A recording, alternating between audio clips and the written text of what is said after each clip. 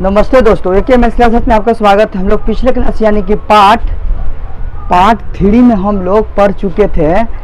3.1 पूरा तरह से पढ़ चुके थे। ठीक है, आज हम लोग पढ़ेंगे 3.2 के बारे में कुछ इम्पोर्टेंस जो कि उसमें काम करेगा। ठीक है, तो यहाँ से नोट करना है, सिर्फ नोट करना है और समझना है।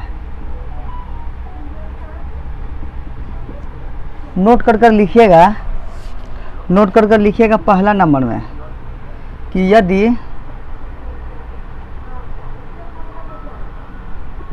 A1/A2 बराबर नहीं है, बराबर नहीं है ये वाला साइन। ठीक है, नहीं है,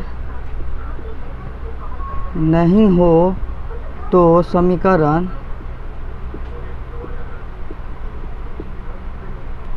समीकरण का एक हल या संगत होगा।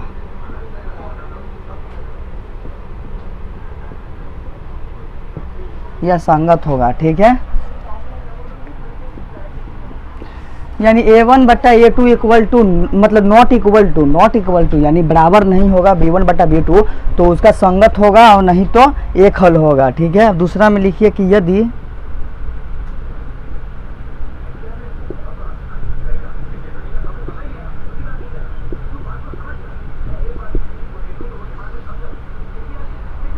C2 हो तो समीकरण का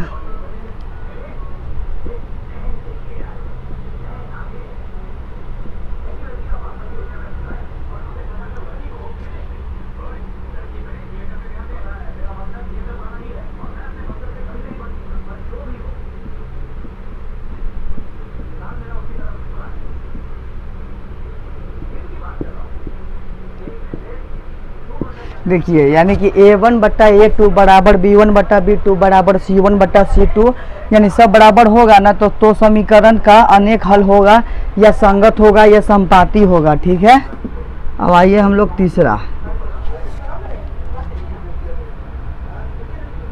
तीसरा लिखिए। यदि A1/A2 बराबर B1/B2 और नॉट बराबर नहीं है C1/C2, तो समीकरण का कोई हल नहीं होगा।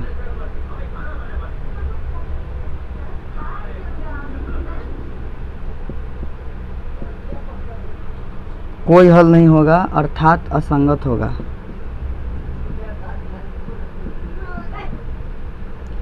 या असंगत होगा। ठीक है, या असंगत होगा। ठीक है, अब आइए चौथा पे आइए। A1/A2 देखिए, इसमें जो लिखे हैं ना A1/A2 बराबर नहीं है B1/B2, इसमें आप लोग लिख लीजिए कि प्रतिच्छेद भी होता है। ठीक है, यानी किसी रेखा को प्रतिच्छेद करता है। ठीक है, यहाँ पे लिख लीजिएगा कि प्रतिच्छेद भी करता है। ठीक है, अब यहाँ पे हम लोग लिखेंगे यदि A1/A2 not equal to B1/B2 not equal to C1/C2, तो समांतर होगी। ठीक है, यानी सब समान होगा, समांतर होगी। यही सब आपको याद करना पड़ेगा। पूरा याद कर लीजिएगा तो आराम से हो जाएगा आपका। इसको नोट कीजिए, अब हम लोग आगे बढ़ते हैं।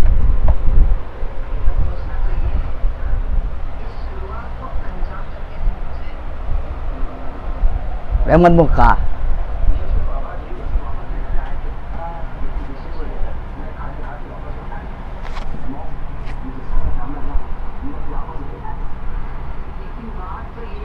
चलो, हो गया होगा, आगे बढ़ते हैं।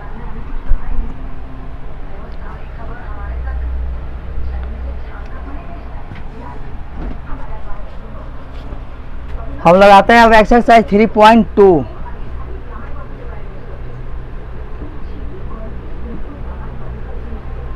एक्सरसाइज 3.2 में हम लोग क्वेश्चन नंबर 1 पे देखेंगे कि निम्न समस्याओं में रैखिक समीकरणों के युग्म बनाइए और उनके ग्राफीय विधि से हल ज्ञात करें। ठीक है, तो देखिए सबसे पहला क्वेश्चन है, पहला का पहला हो जाएगा इस क्लास में और अगले क्लास में होगा। ठीक है, सुनिएगा क्वेश्चन।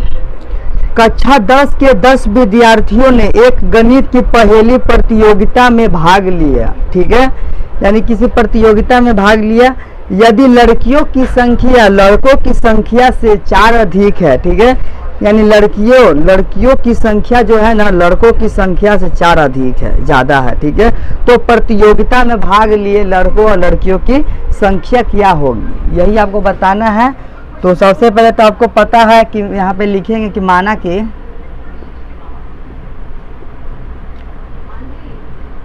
कि लड़कों की संख्या x और लड़कियों की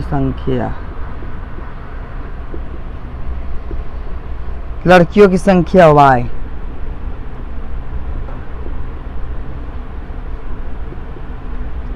तो प्रश्न के अनुसार यानी प्रश्नानुसार x + y = 10। ठीक है, x = y = 10 हो जाएगा, एक प्रश्न हो गया। और फिर से आ गया आपका लड़कों की संख्या से 4 अधिक है।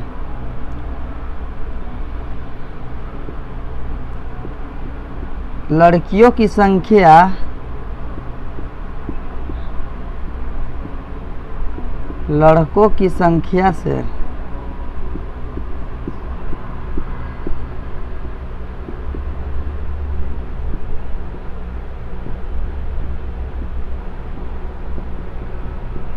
लड़कों की संख्या से 4 अधिक है। ठीक है, 4 अधिक है, इसका मतलब क्या हुआ, इसका मतलब जो x हो गया = y + 4 ना होगा। ठीक है, ये लड़की है तो लड़की का y + 4 हो गया, ज़्यादा हो गया। ठीक है, तो x - y = 4 हो जाएगा।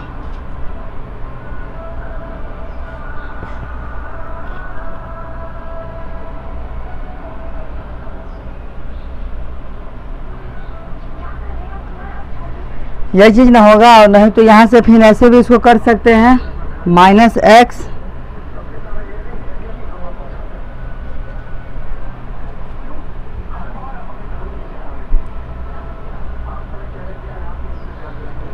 पहले लड़कों की संख्या देखिए कितना है। पहले जो लड़कियों की संख्या है ना, लड़कों की संख्या अधिक है ना, तो यहाँ पे y = x + 4 होगा। अब देखिए y तो यहीं पे रहेगा, यानी कि यहाँ पे -x + y = 4 हो जाएगा। यही आपका हो जाएगा समीकरण दूसरा। ठीक है, समीकरण दूसरा हो गया, ये पहला हो गया। और समीकरण दूसरा और पहला को विलोपन विधि से हल कीजिए। आप बोलिएगा विलोपन विधि क्या होता है, तो आगे देखिए विलोपन विधि, यहाँ से लिखिएगा विलोपन विधि से।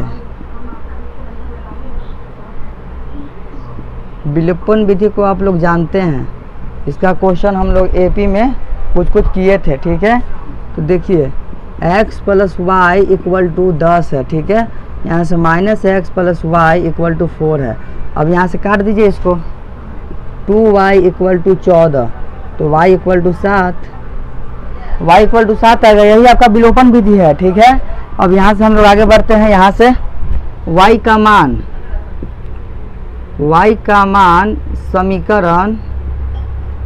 समीकरण 1 में रखिए। समीकरण 1 में रखिए, x + y = 10 था। ठीक है, x + 7 = 10 हो जाएगा, तो x = 3 हो गया। अब यहाँ पे लिखिएगा कि अतः बॉयज 3 गर्ल हो गया 7, लड़की 7 हो गया, बॉयज 3। ठीक है, ये आपका हो गया आंसर। यही आपका हो गया आंसर, 3.2 का हो गया आंसर यही। अब हम लोग आगे बढ़ेंगे, आगे हम लोग अब अगले क्लास में बढ़ेंगे। ठीक है, अगर यहाँ तक किसी को दिक्कत है तो कमेंट कीजिए, अगर नहीं तो ठीक है, वीडियो को शुरू से लेकर पूरा अंत तक देखिए ताकि पूरा समझ आए। ठीक है, थैंक यू।